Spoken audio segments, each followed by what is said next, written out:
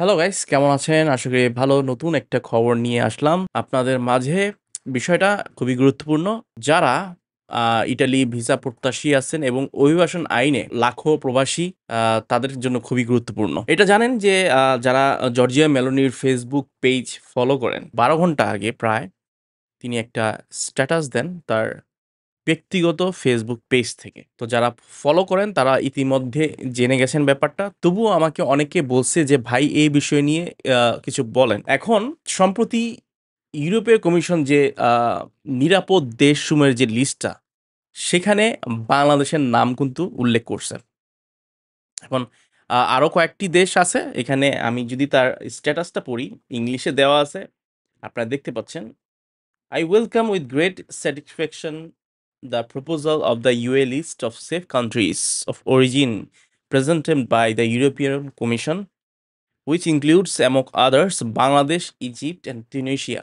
তো বাংলাদেশের সাথে সাথে ইজিপ্ট আছে ওইখানে, তিউনিসিয়াও আছে। এখন বাংলাদেশের জন্য এই খবরটি কতটা গুরুত্বপূর্ণ সেটাই অনেকের প্রশ্ন। তো এটি ইউরোপের অভিবাসন নীতিতে বড় পরিবর্তন। ঠিক আছে? যারা অভিবাসন নীতি বুঝেন, ঠিক আছে? বর্ডার ক্রস বলতে, রাজনৈতিক আশ্রয় বলতে সবকিছু এই সিদ্ধান্তের মধ্যে কিন্তু পরিবর্তন আনবে পরবর্তী পদক্ষেপে। এখন প্রশ্ন হচ্ছে, এটি কি আমাদের জন্য ভালো? বাংলাদেশের জন্য কি ভালো না খারাপ? এখন ২ টা বিষয় আমি আলোচনা করব। ভালো দিক, খারাপ দিক। ১ম এ যাই ভালো দিকে। বাংলাদেশে এখন ইউরোপের চোখে একটা নিরাপদ দেশ। এটা তো শুনতেও খুব ভাল লাগে। ঠিক ঠিক আছে না? আ যে নিরাপদ দেশের জায়গায় আছে।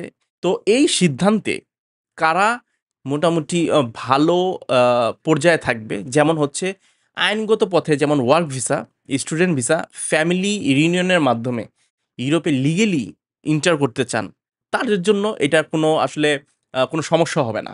ঠিক আছে? যেভাবে আছে সেভাবেই থাকবে। বরঞ্চ আরেকটু উন্নত হতে পারে।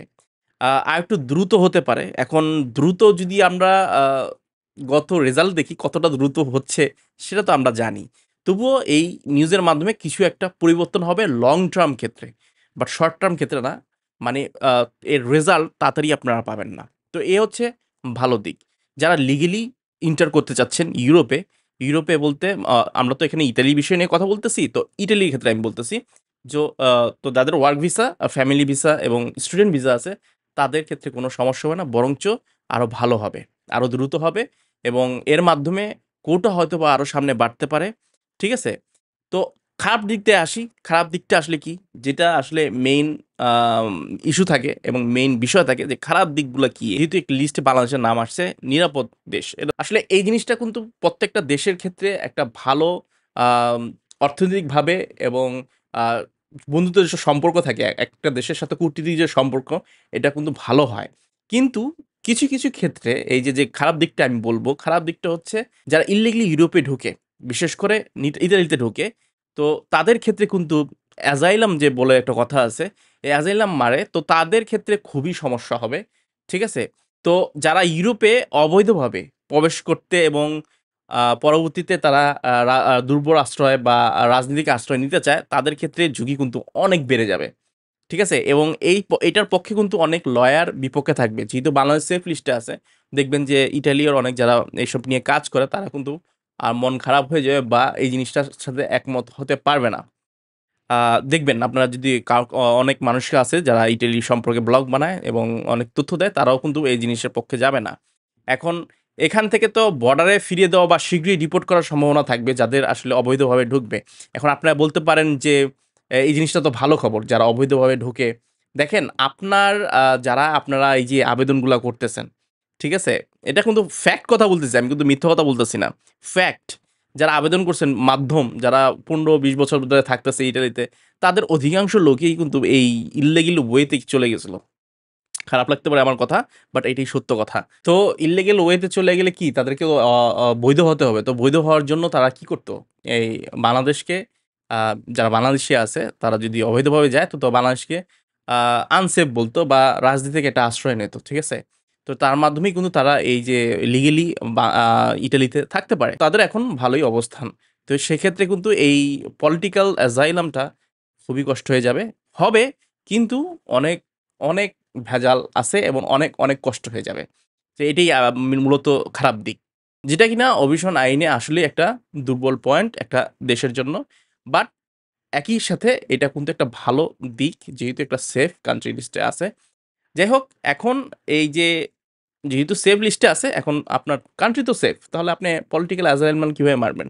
এগুলোর মধ্যে অনেক ভেজাল-মোজাল আছে। যাই হোক এটা কিন্তু আপনার যারা এগুলো করতে যাবেন পরবর্তীতে যারা পলিটিক্যাল অ্যাসাইলাম মারবেন তো সেক্ষেত্রে কিন্তু আপনাকে ভালো ধরনের প্রপার একটা রিজন দিতে হবে কেন আপনি পলিটিক্যাল আশ্রয় চাচ্ছেন। ঠিক আছে? বোঝা গেল ব্যাপারটা? এ হচ্ছে সমস্যা। তো মূলত আপনারা যারা ওয়ার্ক ভিসায় আছেন, হ্যাঁ, তাদের ক্ষেত্রে এটা কোনো প্রবলেম হবে না। যারা অবৈধভাবে লিবিয়া হয়ে যায় বা অন্যান্য কান্ট্রি হয়ে যায়, তাদের ক্ষেত্রে এই সমস্যাটা হবে যেহেতু বাংলাদেশ এখন সেফ লিস্টে আছে। ঠিক না?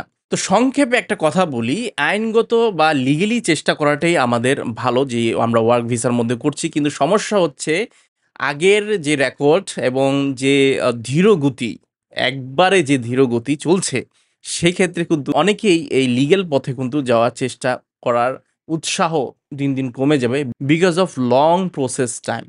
তো এইটার ক্ষেত্রে কিন্তু সম্ভাবনা যেহেতু বাড়বে, এটা ইটালির প্রধানমন্ত্রী জর্জ মেলোনি সেটা বুঝতে পারছে এবং সে এদিক থেকেও করবে, ওদিক থেকেও করবে। এখান থেকেও তিনি বুঝতেছি না যে এগুলো তাড়াতাড়ি করবে, এই যে যেগুলা আছে পেন্ডিং এ সেগুলো তাড়াতাড়ির মাধ্যমেই তো লিগ্যাল ওয়েতে করলেই তো তাদের জন্য এই যে মানুষজন আর ইল্লিগ্যাল ওয়ে পথ বেছে নেবে না।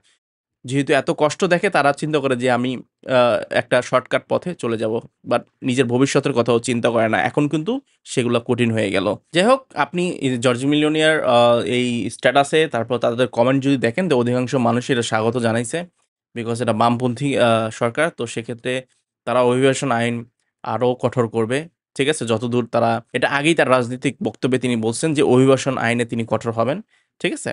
এটাই বোঝা যাচ্ছে। তো আজকে বৃহস্পতিবার। তো আজকে অনেকের মেসেজ আসবে এবং ভিসার মেসেজও আসবে। অনেকে অ্যাপয়েন্টমেন্টের জন্য দেখেন আপনার স্টেট সিটিতে যদি থাকে তাহলে হয়তোবা অ্যাপয়েন্টমেন্টের মেসেজও পাবেন। অবশ্যই কোনো কিছু যদি আপডেট পান আমাকে শেয়ার করবেন আমার মেসেঞ্জারে। আমার মেসেঞ্জার থেকে আমি সবাইকে জানানোর চেষ্টা করব। আর আমার কমেন্টে যারা বেশিরভাগই কমেন্ট করছেন সেটা রোমের ব্যাপারে এবং মিলানো, ভেনিসের ব্যাপারে কোনো আপডেট আছে কিনা? না ভাই কোনো আপডেট নাই এই শহরগুলোতে। এই শহরগুলাতে ১ম ডিসেম্বরের মাসে কিছু আপডেট পেয়েছিলাম, জানুয়ারিতেও কিছু পেয়েছিলাম। তারপরে কিন্তু একবারে কোনো আপডেট নাই। ঠিক আছে? আর অন্যান্য শহরের আপডেট পেলে আমি আগেও বলছি, আমি নিজ থেকে আসবো, নিজ থেকে শর্ট বানাবো, আপনাদের জানিয়ে দিব। যেভাবে আমি জানিয়েছি আগেরগুলাতে। তো সে পর্যন্ত ভালো থাকবেন, সুস্থ থাকবেন, নিরাপদ থাকুন। দেখা হবে পরবর্তী ভিডিওতে। অবশ্যই লাইক অ্যান্ড সাবস্ক্রাইব করে রাখুন। Facebook পেজটা ফলো দিয়ে রাখেন, Instagram ফলো দিয়ে রাখেন। ঠিক আছে? আর যদি কোনো সমস্যা হয় Facebook এ কমেন্ট করতে পারেন। তারপর হচ্ছে YouTube এ কমেন্ট করতে পারেন। চেষ্টা করব। ফ্রি থাকলে চেষ্টা করব রিপ্লাই দেওয়ার। ভালো থাকবেন। বাই।